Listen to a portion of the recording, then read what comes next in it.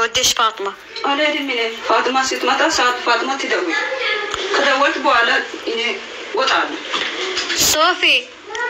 ماني إيش سامتش يا أنتي جدلنا إني يالكوت إني ثارة يتوقع نقدر يجي نومي هذا.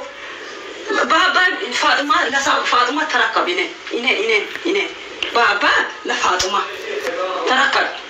لا فاطمة يجينو كايد ما فاطمة نت إثيوبيا صوفي تنشبيه يدرسو إسوانا بابانا بقى بابانا فاطمة بقى إنين فاطمة بابا فاطمة. اوكي زين. اوكي انتي الحين شيلي سامان بوديش عند فاطمة. إني على دماء أول ساعة يتنوم يدو فاطمة. jirtu nagaa keessanii nagaa qoodha. Egaa akkuma beekamu poliitiin keenya kuni hedduu nama gaddisiisti dhugaa dubbachuuf taananii koottu si fuudheen deemadha kan isin jechaanii jirtu hin deemudha kan isin jettu.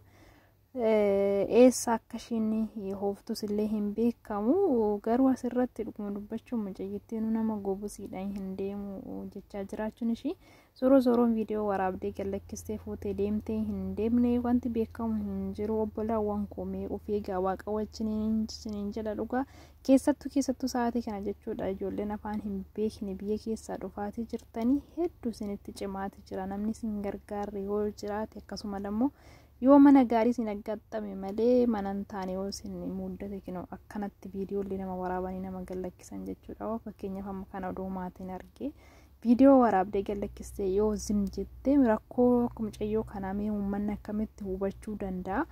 Baay'ee nama gaddisiisa dhugaa dubbachuuf hin beeku garuu maal akka taatee jiru. Amma oomititti shirakkinni keenya amma oomitti akkatti dararamnee jiraanna dhugaa rabbiitifu.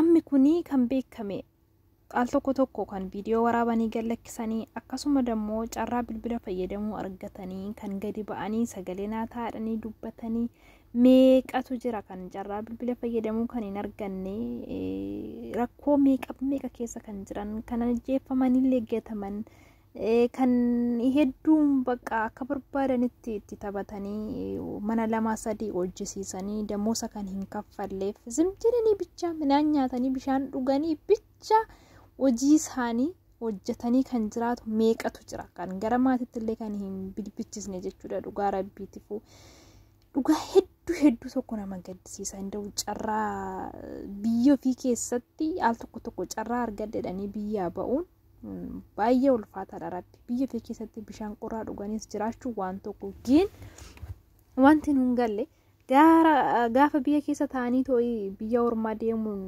yaadamu jechuudha. Waanuma salphaa nutti fakkaata. Nuttis ta'ee akkasuma maatii keenyatti namoota naannoo keenyatti waanuma salphaan waanuma deemamu ishiin ala deemtee bakka gaarii deemtee bakka akka waan addaatitti ilaalama. Rabbii rakkina as jiru kan nufee arge malee homtuu yoon argu silaayyuu bicha obbolaawwan koo kan carraa bilbilaallee argattanii baatanillee afuura baafachuu kan hin dandeenye madaala lamiin bicha rabbiin isin waliin haa ta'u.